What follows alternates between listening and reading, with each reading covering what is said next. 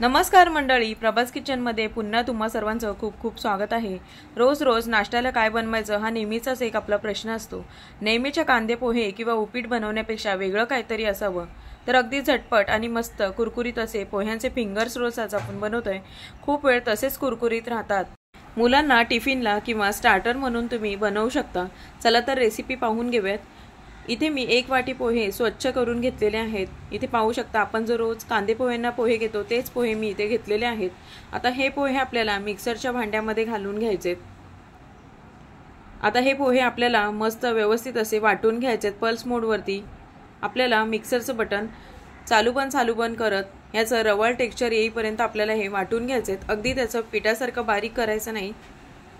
आता इथे बघू शकता आपल्या इथे पीठ करून तयार झालेले आहे। आता एका भांड्यामध्ये काढून घेऊयात।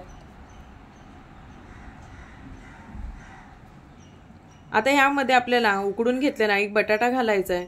आता बटाटा व्यवस्थित असा आपल्याला किसून घालायचा आहे। हाताने कुस्करून घातला तरी चालेल, पण किसून घेतलं की छान अगदी बारीक होतो।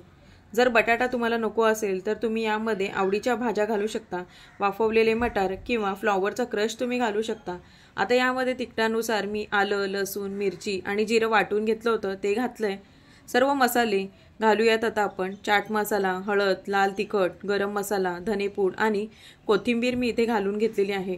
यामध्ये आपल्याला बारीक चिरलेला कांदा सुद्धा घालायचा आहे आणि कोथिंबीर घालायची। मी सांगितल्याप्रमाणे यामध्ये सगळे पावडर मसाले घालायचे आहेत। तुम्हाला जर हवं असेल तर तुम्ही तिखटानुसार यामध्ये प्रमाण कमी जास्त करू शकता। आता हे सर्व आपल्याला व्यवस्थित असं हाताने व्यवस्थित मिक्स करून घ्यायचंय। चवीनुसार मीठ सुद्धा आपण इथे घालणार आहोत।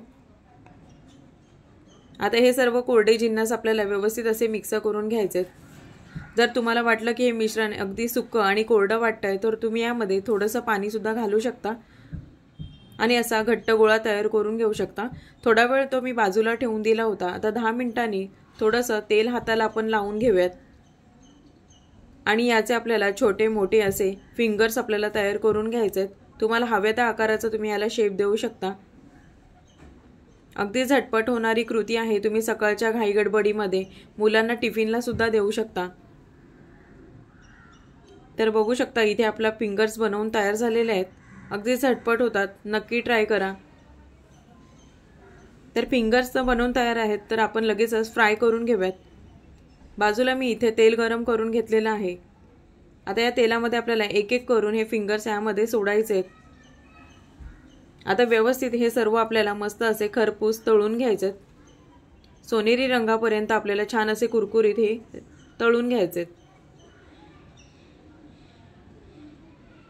आता व्यवस्थित आपण काढून घेऊयात आणि यामध्येच मी लगेच दुसरी बॅच सुद्धा अशाच प्रकारे बनवून घेणार आहे। तर अशा प्रकारे झटपट पोहा फिंगर्स तयार झालेले आहेत। बनवून बघा, सॉस किंवा चटणी बरोबर छान लागतात। तर अशा छान छान रेसिपी सोबत आपल्या चॅनलला लाईक, शेअर, सबस्क्राइब करा। पुन्हा भेटूया। धन्यवाद।